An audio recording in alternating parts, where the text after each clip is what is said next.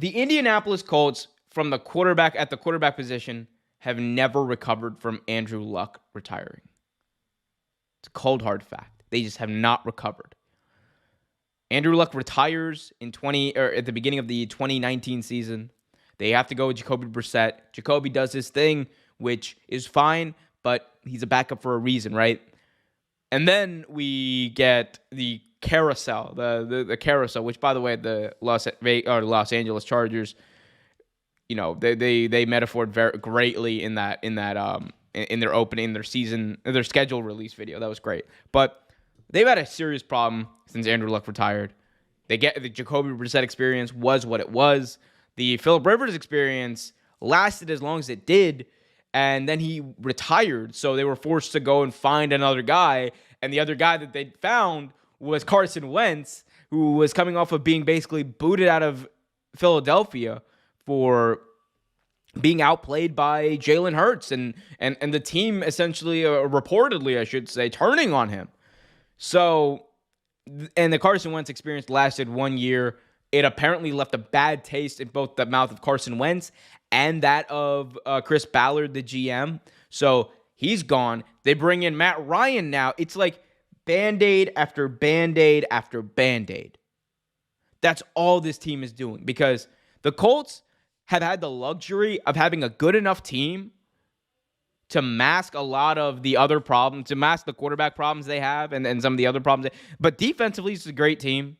And it still is, in my opinion. It's a really good team defensively. Their offensive line, oddly enough, from 2018. 2018 was Andrew Luck's last year, and that was the best offensive line that team ever had. For Andrew Luck, especially. Andrew Luck before that was running around for his life. And now we're seeing that offensive line that was great all the years that Andrew Luck was gone, basically, is now kind of folding and reverting back to not being one of the best in the business. And what we've seen from 2019 to now 2022 is we've seen a team in the Colts that just felt like if they can get they can put someone else's leftovers on a plate and then serve it out and expect, a Michelin star, expect a great critique from a food critic, right? It ain't that easy. It's not that easy to just put a Band-Aid at your most important position. Because what it does is, at least the things like that happened last year, when you needed that guy to make the big play and you need that guy to show up week 17 and not miss, he fumbled the bag. At least the things like we're seeing now, which is inconsistency from an older quarterback. The Phillip Rivers thing, I understood.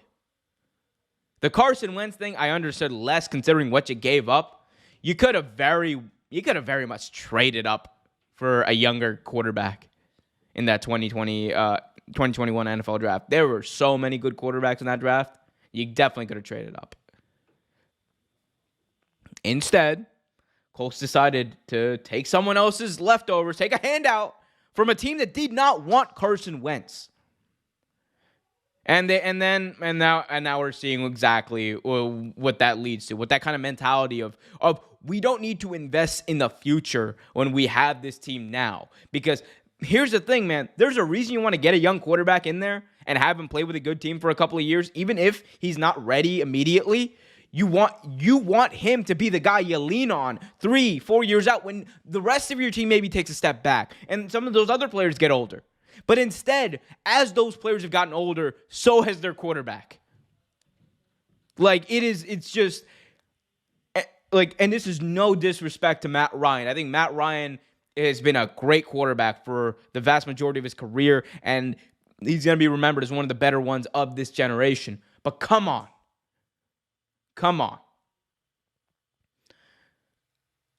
At a certain point, Frank Reich, I love him. I think he, for a very long time, was one of the most underrated coaches in the NFL. I think Chris Ballard is a very underrated and a good GM.